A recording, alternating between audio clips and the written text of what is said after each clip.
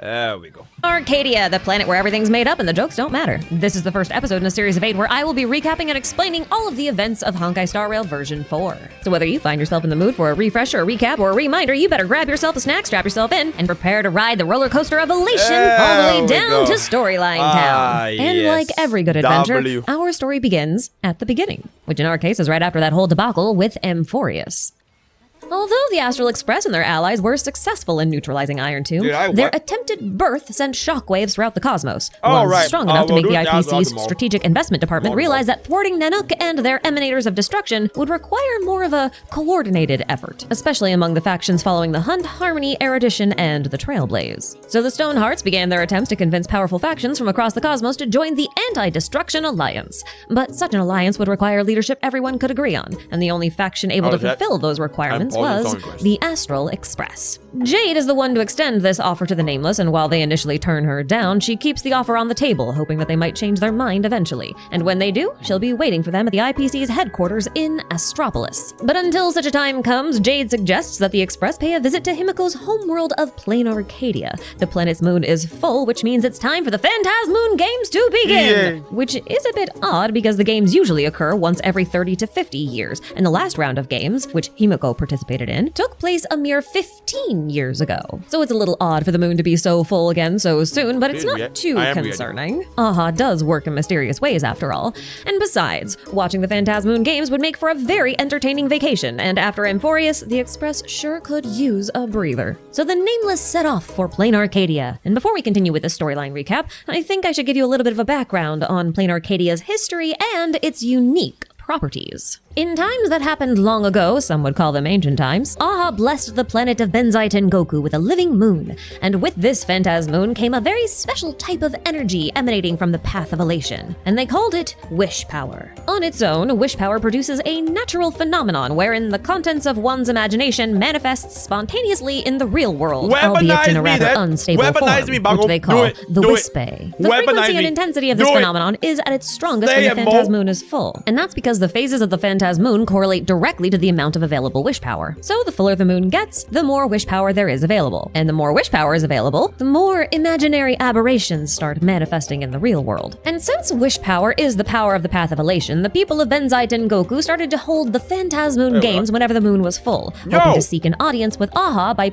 pleasing them with acts of elation. Although there is a legend that says Aha themselves started the game, who knows if that's actually true or not. Regardless of its origins, only 8 people can acquire one of the game masks and participate in each game. And of those 8, only the one who produces the most wish power can meet Aha and become the Eon of Elation for 1 minute. And if one wants to generate a lot of wish power, one needs to garner a lot of attention. Because wish power and the power of elation comes from the power of belief. For example, on Amphorius, Cypher was representing the path of elation, and she possessed the power to turn lies into reality so long as she could trick people into believing those lies were true. That is wish power. But these peaceful days in Benzai Tengoku were not to last, for soon after Nanook ascended to Eonhood, his legions attacked Benzai Tengoku and the rest of the civilizations in the Consternation star system, reducing them to ash. But then the legendary painter Graphia discovered a way to harness wish power, turning those unstable Wispe into the more stable Imagine by giving them structure through her artwork. We now call this process of turning your imagination into an artwork and using wish power to manifest it into the real world as Imagenesis. And it was this power of Imagenesis that allowed the people of Benzai Tengoku to fight back against the Legion's assaults. But they could not turn the tides of battle completely. Desperate for a way to save her homeworld, Graphia joined the next Phantasmoon Games, won, and got an audience with Aha, who allowed her to become the Eon of Elation for 1 minute. And she used that 1 minute of Eonhood to seal the entirety of Benzai Tengoku into a painting, which we call the World on Canvas, a 2-dimensional world that the Legion could not destroy.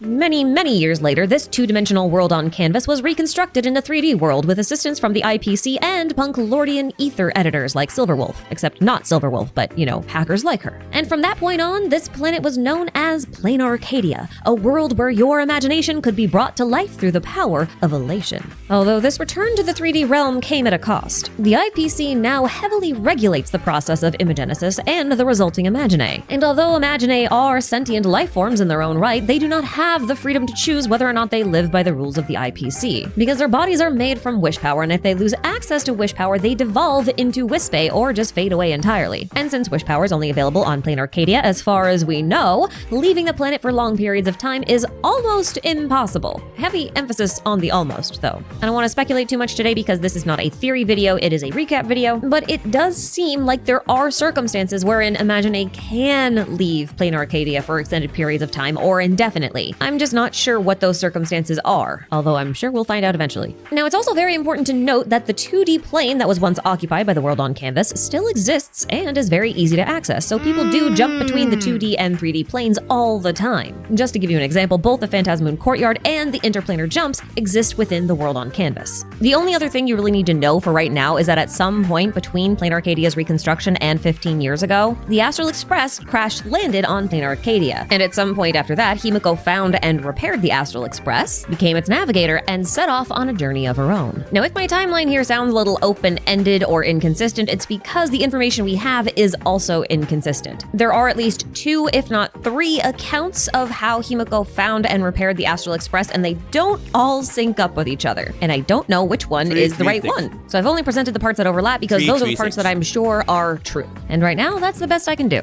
And that just about covers all the basic contextual knowledge you'll need for the rest of this recap. Anyway, the return of the Astral Express is met with great fanfare, especially because Himiko and the rest of the Nameless are considered celebrities on plain Arcadia. Even Pearl, one of the IPC's 10 Stonehearts and current CEO of plain Arcadia, reaches out to them directly to welcome them to plain Arcadia. But the Nameless aren't the only guests of the IPC on plain Arcadia. A delegate from the Xianzhou Alliance has also arrived. And since the Xianzhou Alliance was one of the factions the IPC wanted to invite to join the Anti-Destruction Alliance, the Express quickly realizes that they're not going to be getting that vacation they wanted after all. The suggestion to travel to plain Arcadia was just part of the IPC's plan to convince the Nameless to join their Anti-Destruction Alliance. So the Nameless split themselves into groups of 2, and we're going to follow each of them in turn. So our first group of Himiko and Welt decided to meet and discuss the details of the Alliance and goals of the IPC with Pearl as soon as they disembarked. Himiko then explains to Pearl that the independence and freedom of the Trailblaze must remain intact, which is why they initially turned the offer of formally joining the Alliance down. But she stresses that the Nameless are still more than happy to work with the IPC on a more informal basis. Pearl does try to reassure Himiko that the IPC has no intention of compromising the Express's independence and freedom, but Himiko isn't so sure about that. She suspects that the IPC's anti-interference clause is contingent on the Astral Express remaining in line with what the IPC wants them to do.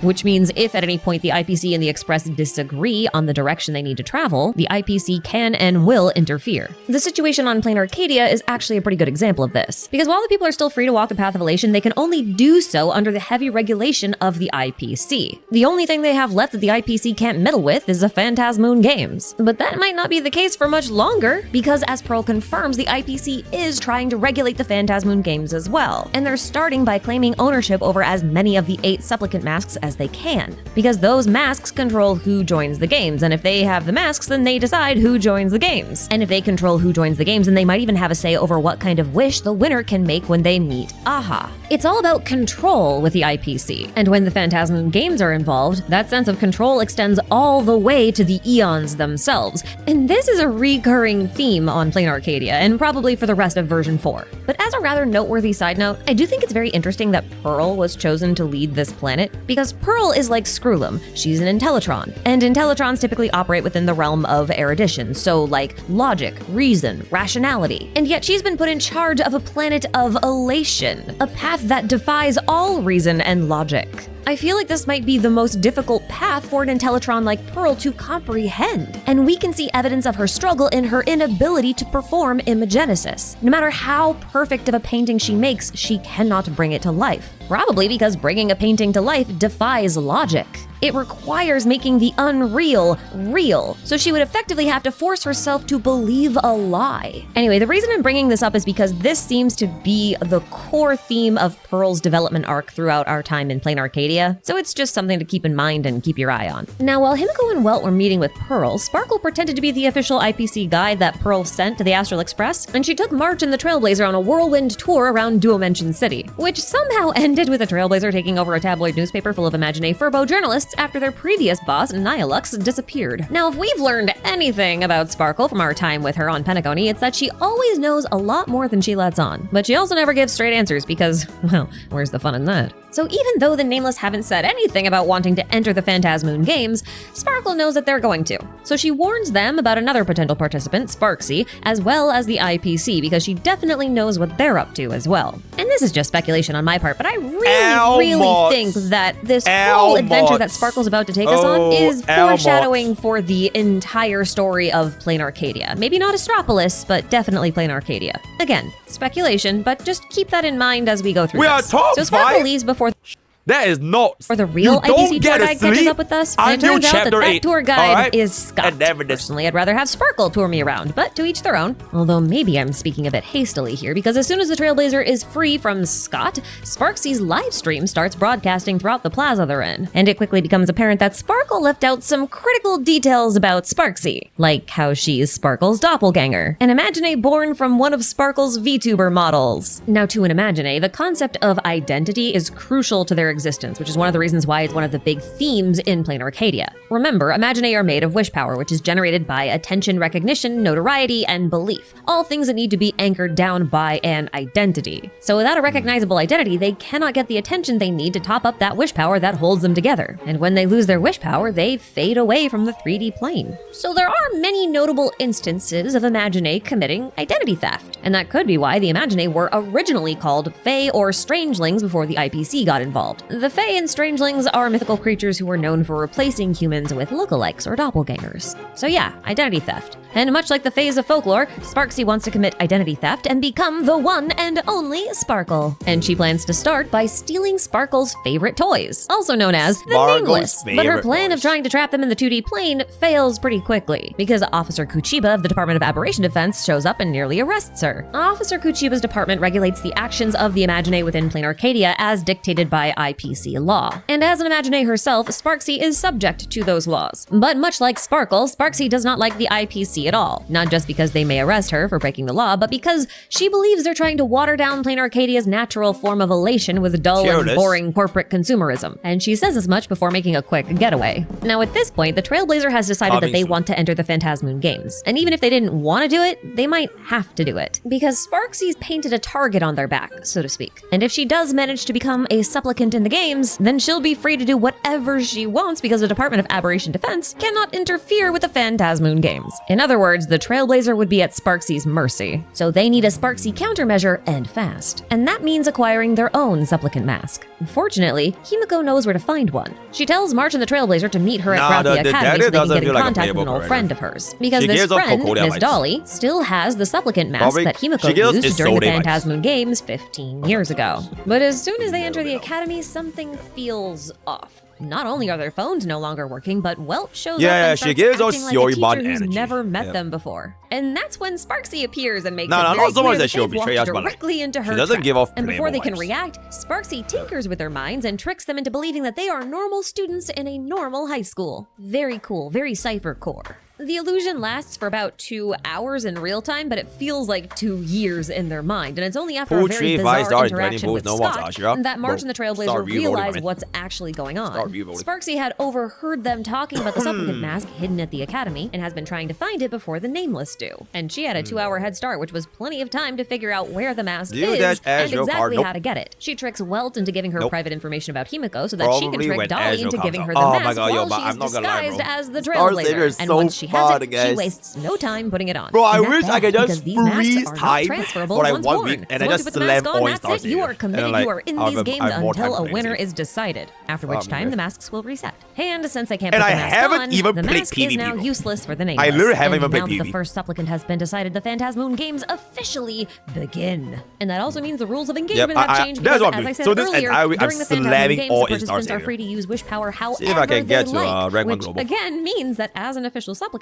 Sparksy can now do whatever she wants without fear of any legal repercussions. So she takes over the entire school and makes the students hunt down the Nameless. Sparksy student minions capture both Welt and March, but the Trailblazer escapes into the world on canvas with the help of Evanescia. We don't know much about Evanescia yet, but what we do know is that she likes to hang out in the Phantasm. I want to say something, bro. Yo, chat, I want to say something, bro. We can get this for the clip channel as well. I want to say something. No leaguers. I just... Okay, not specifically with Evanesia, but like, I personally feel that it will be very hard for me as a consumer of the version 4 story to get the same level of attachments towards Amphorius. I think as much as everybody hates Amphorius, like everyone hates Amphorius, it's too much yap, it's too much fluff, and like it's too... Bro, I think Amphorius is like the greatest story I legitimately experienced in a gacha game. It's so fucking good. And that even till now, I can still like see how like the ties with every single like Cryosouls hair, they have like their they have like their own little identity, right? Like Teeb is like the prof, and then like Final doesn't dress clothes, right? And then Maide is like Gage with like Final, I don't know. Alright, and Leia has a nice like relationship, and then Cyrene is like the Demiurge, and then like Cypher's car, and then there's like a next up. So like it was really like such a nice story that was told over the course of 1 year.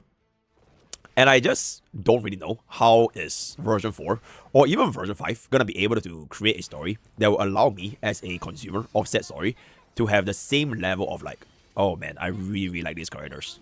Like the story as a whole. Because like to me so far, version 4, the biggest shock factor was Himeko. I think Himeko, that was really, really good. Right? It's a very well made, like big bang. Right? It's a good intro to version 4 as well. Right? 4.0 the story is pretty good. But like going forward, because like I already know Plan Arcadia is not gonna be lasting the entire year, right? It's gonna end by like 4.3 or 4.4. 4.3 or 4.4. Because we're gonna be going to IBC. So like it makes it very hard for me to feel like how much can they develop in terms of like character building and like the lore and like the interactions between each different characters. Because like for example in Amphorius, every single unit they always have like some ties to the main story. Like no one really gets left behind. They all have like a role play.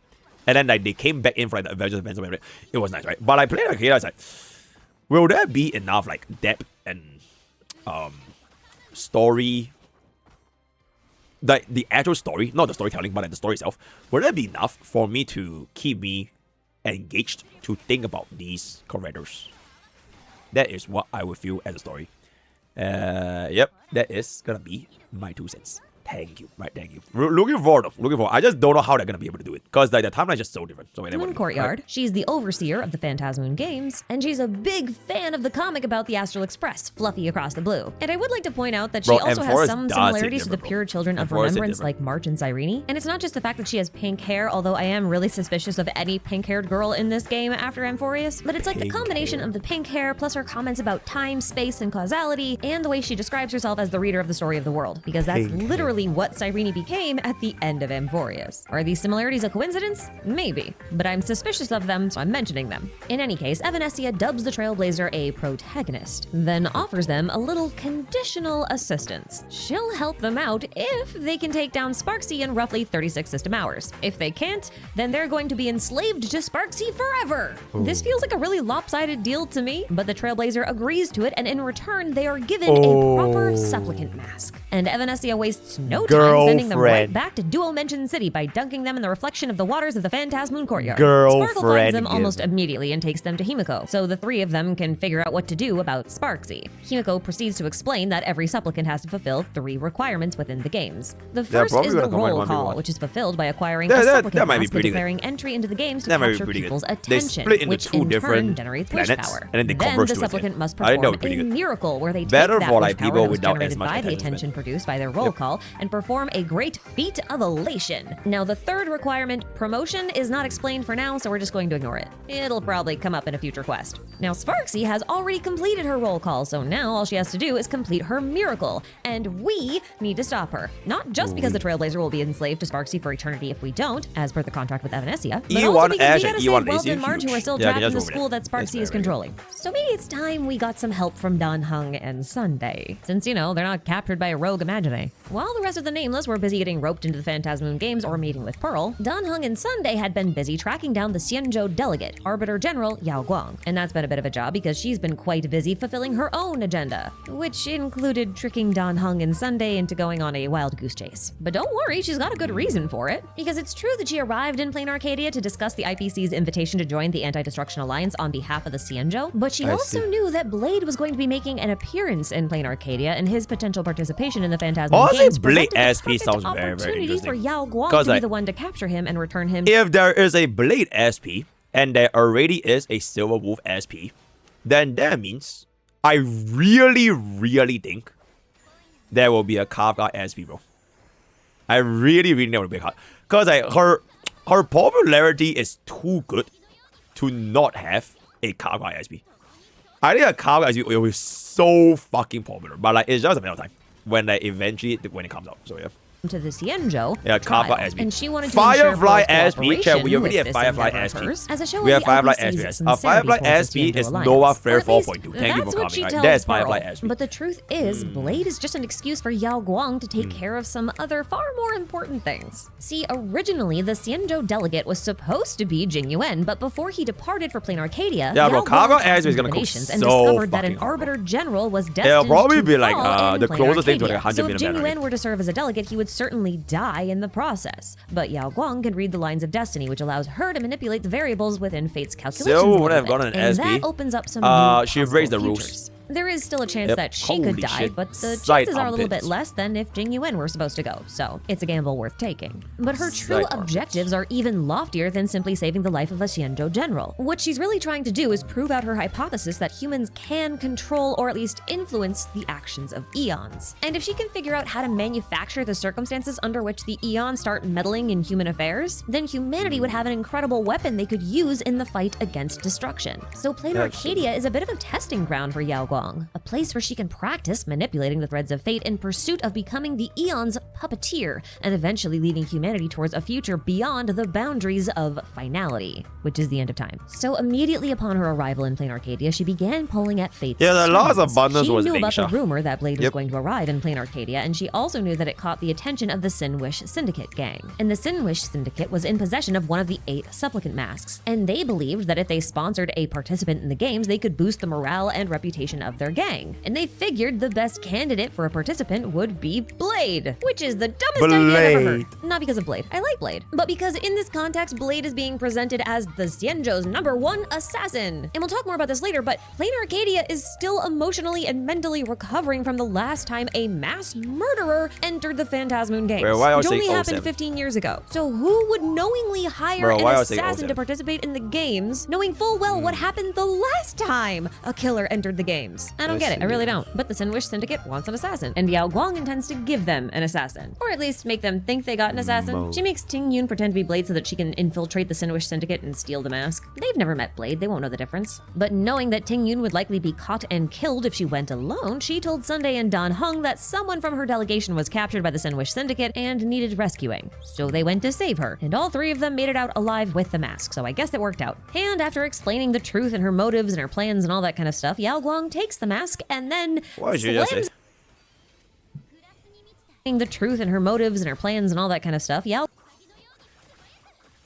She said he with a angry :3.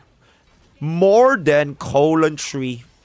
Guang takes the mask and then slams it onto Sunday's face. So that mask is his now, no takesy backsies. He's got to participate in the games. Now look, I know he seems like the weirdest choice to participate in a game of elation, because Sunday is pretty straight-laced. He's essentially a priest of an eon of order, and Aha thrives in chaos. But the thing is, Sunday is actually probably the best supplicant choice among the Nameless, besides the Trailblazer. Because yeah, he may be kind of stoic and orderly, but he spent his whole life practicing the art of dream weaving in Penacony, and I gotta say, Imagenesis looks very similar to dream weaving. So I think it's safe to say that he'll be quite good at creating and controlling Imagine. Plus, the supplicant masks seem to amplify the wearer's current abilities, so Sunday's dream weaving and tuning abilities are gonna get a whole lot stronger, which I think might be pretty useful. And what I think is really neat is that his tuning ability has taken physical form, and they look just like the all-seeing ravens from Penacony's Dreamscape, which in a way means Sunday took Sunday dreams and being made a them DPS DPS, bro. Just kind Bro of furthering my becomes hypothesis part that of the dream weaving order, and and then he imagenesis becomes a are DPS. very closely connected, if not the same thing. But the supplicant mask's ability to amplify the wearer's current powers is actually the reason why Yao Guang decided against participating in the games herself, even though that was her original plan. She realized that the mask would amplify her divination abilities, allowing her to observe the future of everyone in Played Arcadia, which sounds really helpful at first,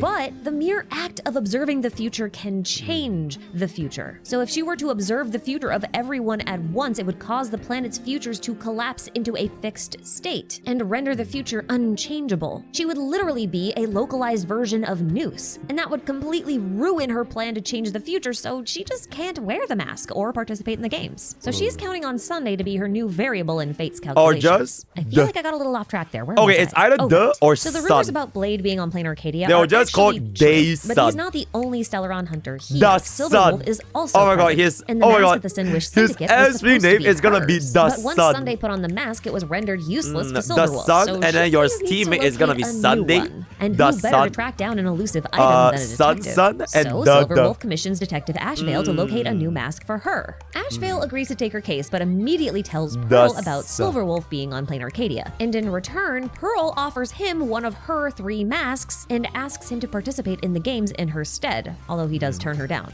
But Silverwolf heard the entire exchange, so she decides to confront Pearl directly and offers her a deal. If Pearl gives her one of the supplicant masks, she'll give Pearl art lessons, basically. In case you forgot, Silverwolf is technically a Punklordian ether editor, and the ether editors were partly responsible for imagenesising the 2D Plane Arcadia into the 3D Plane Arcadia. And since artistry or imagination is key to imagenesis, and it's also what Pearl struggles the most with, Pearl agrees to the deal. She'll give Silverwolf 1 mask in exchange for the secrets of imagenesis. Now, with Pearl preoccupied and 2 Nameless successfully entered into the games, it's finally time for a showdown with Sparksy so that we can save March and Welt from certain chaos. So the Nameless and their allies meet up to discuss next steps at the Furbo Weekly office, which is basically the Nameless's headquarters on Played Arcadia now. Yao Guang fills everyone in on some details, especially surrounding Blade, because he is still supposed to show up at the games. And she thinks his presence is going to pose a unique danger to everyone involved, and I agree for reasons we'll talk about in a bit, and she's even brought with her one of his old creations as a sort of failsafe.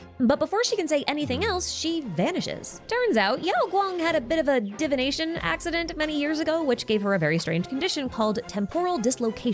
Basically, she can't quite seem to anchor herself within space-time, so she just kind of warps to some other time and place within 12-ish hours of her correct time and 15 kilometers of her correct space. She'll be back soon enough, and when that time comes, Dan Heng and Sunday plan to accompany her to investigate Blade's whereabouts and to discuss ways in which the Xianzhou and the Express might collaborate together. And that just leaves Himiko and the Trailblazer, who decide to rendezvous with Sparkle at the World's End Tavern to see if they can work together to take down Sparksy and save Welt and March. They managed to find the tavern without too much trouble, but they were completely unaware that they were being followed by Ashvale the entire time. At the tavern, Sparkle explains that Sparksy's attempted miracle has something to do with a memetic virus that she stole from Sparkle's secret stash at the tavern a week prior. So now all we need to do is figure out what she wants to use the virus for, which means dredging up Sparksy's memoria from the confessional toilet's drain pipes. Sampo is a little too happy to help with this task, and Sparksy's memoria is also a little too happy to tell us her plans. Essentially, she wants to use the memetic virus to allow everyone a chance to bask in the praise and attention that comes with being an idol. She'll give everyone their 15 minutes of fame by allowing them all to become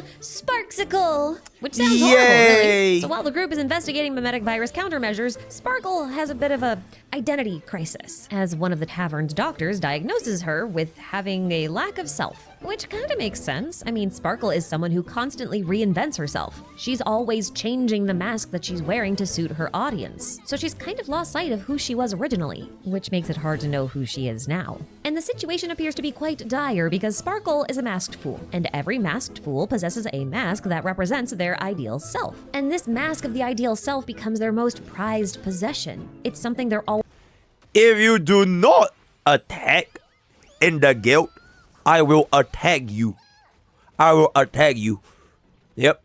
Yep, in-game, right? Always in-game. striving to be. But Sparkle also drew Sparksy as her idealized self. So in many ways, Sparksy is now more Sparkle than Sparkle is. It's almost as if Sparkle's mask of the idealized self gained sentience and then tried to control the actor wearing it instead of allowing the actor to control the mask. And this is slowly eroding away Sparkle's sense of self. And without a strong sense of self, Sparkle will eventually disappear, leaving nothing behind except Sparksy. So the tavern doctor prescribes cremation as a treatment. After all, if the actor is dead, then the mask can no longer operate. But there's no real need to cremate Sparkle. She has apparently created her own anti-Sparkle weapons that she developed after fighting Vita during her time on Earth. So we can just use those. And if that statement confuses you, just know that this is apparently a reference to the Star Rail and Honkai Impact crossover event that happened over a year ago, where Sparkle went to Welt's homeworld of Earth so it's and canon. made friends with Vita, who in turn became a Holy masked shit, fool. Vita's mech city, can also be found in the tavern city. and as part of a side quest in Dimension City. And it's funny because I knew this crossover was supposed to be canonical when it came out, but I just didn't expect it to come up in the main story of Star Rail. I thought it would just stay in Honkai Impact. Anyway, as much of a fun little detail as that is, Sparksy apparently already sabotaged the anti-Sparkle weaponry, so our only remaining option is to fight fire with fire and mimetic virus with mimetic virus. That is to say, if someone is already infected with a different mimetic virus, they cannot be infected with the Sparksy virus. Conveniently, the tavern is in possession of Aha's Blessing, which is a spatial rift in the form of a smile that's sealed within the Bliss Star. Legend says that in times of crisis, fools can reach their hands into the rift and receive a gift from Aha. So the Trailblazer, who is technically a masked fool by virtue of having a supplicant mask, reaches into the rift and pulls out a copy of the Slumber Nana virus.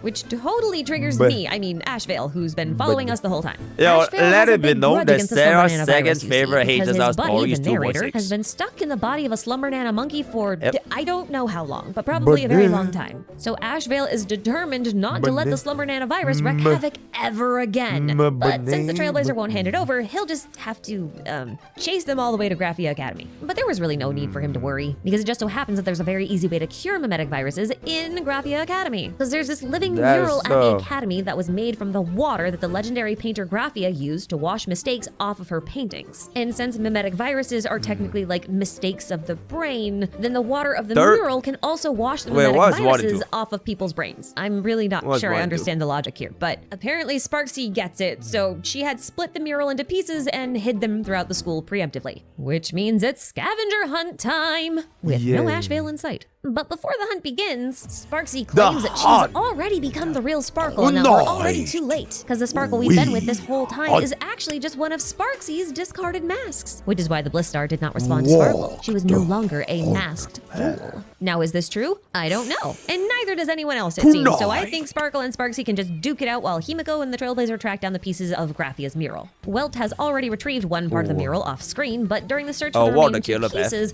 Himiko and the Trailblazer stumble upon someone's recreation of Himiko's high school classroom from 15 years ago. And they do find another part of the painting there, but before they can leave, manifestations of Himiko's old classmates appear, and it's a pleasant reunion until it isn't. The Nameless are forcefully ejected from the room while the sounds of screams and ominous wet footsteps echo throughout the hallway. But there is no time to dwell on the unsettling nature of what's just happened. So Himiko promises to explain why we just had a Doki Doki Literature Club moment as soon as they finish dealing with Sparksy. So they snag the last mural fragment from the gymnasium and head out to the plaza for a confrontation worthy of elation. And before Sparksy can so much as think about launching an attack on the Nameless, the waves of the reassembled mural come crashing down on her. But Sparksy is not so easily deterred. She quickly fuses with Sparkle and attacks the Trailblazer with the full might of her elation. And the Trailblazer retaliates by extracting Sparkle from Sparksy with City, thank you so much for 1,000 biddies.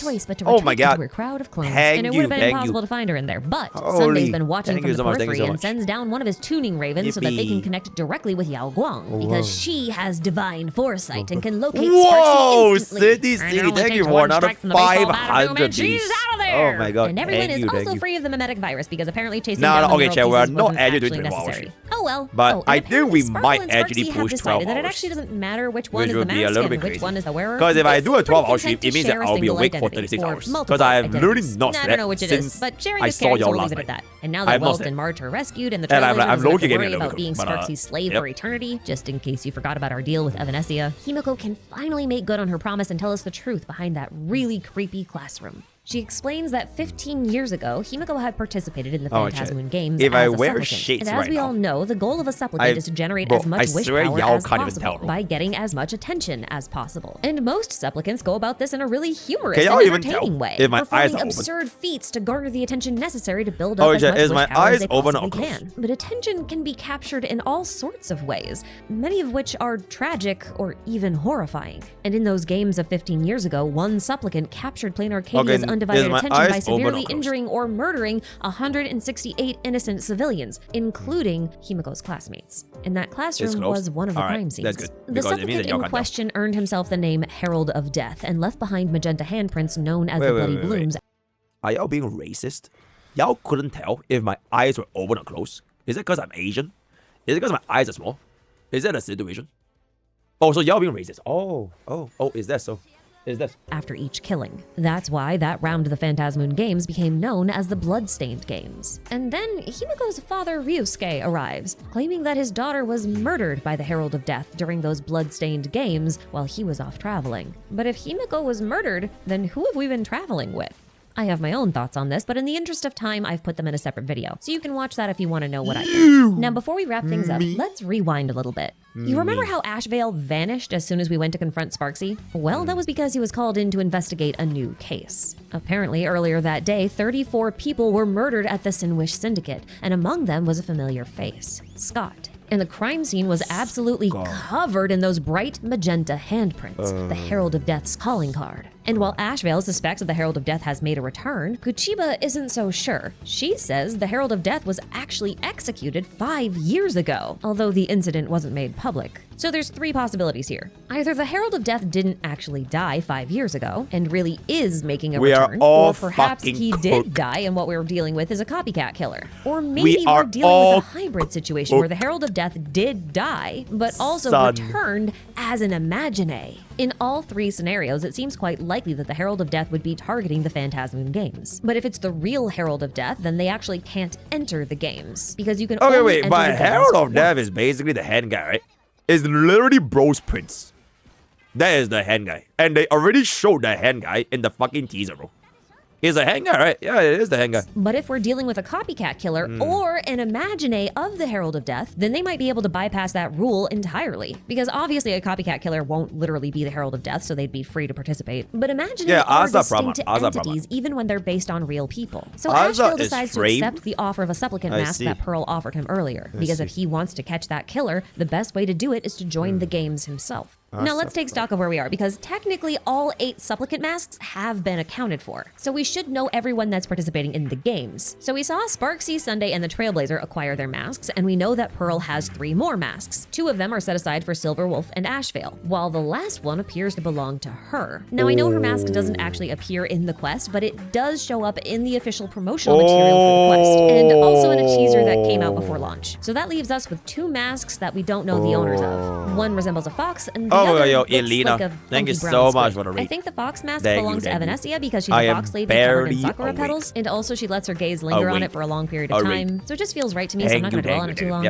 But that final mask is a little bit trickier, and I might regret guessing who this mask belongs to, but it's either the Herald of Death's mask, because the quest is setting itself up for the Herald of Death to join the games, and they can't do that if there's no masks available. But if it's not the Herald of Death's, then I think it might be Blades, because not only is he supposed to participate in the games, but he also has the power of Shuhu inside of him. And in case you forgot who Shuhu is, because it's been a really long time since we did that story at the Xianzhou, Shuhu was an emanator of abundance that Yingjing, now known as Blade, borrowed the power of to help Dan Feng revive their friend Bai Heng. And Shuhu allegedly looked like a strange tree with 1,000 faces. So it's very possible that this brown squid-looking mask might actually be the wooden face of Shuhu. And part of me thinks the reason why it looks kind of squid or octopus-like is because Shuhu might be a reference to Cthulhu, so like Cthulhu but a tree. And the other reason I suspect that this mask might belong to Blade is because supplicant masks amplify a user's abilities. So it would stand to reason that if a lot of Blade's powers come from Shuhu currently, which they seem to, then the mask would be amplifying Shuhu's powers within him. And I think that lines up pretty well with Yao Guang's prophecy about Blade posing a very unique danger to everyone in these games. And since Shuhu is a separate entity, it could be be that Blade kind of loses himself to his madness, assuming that his madness is caused by Shuhu. So maybe Yao Guang wants to stabilize Blade's sense of self by showing him something that he created before he became infected by the abundance. And if I'm right about this, then Blade is gonna look so silly wearing that thing. Oh my god. But I gotta admit, I'm still a little bit confused because if that is Blade's mask, which does feel pretty likely to me, then the Herald of Death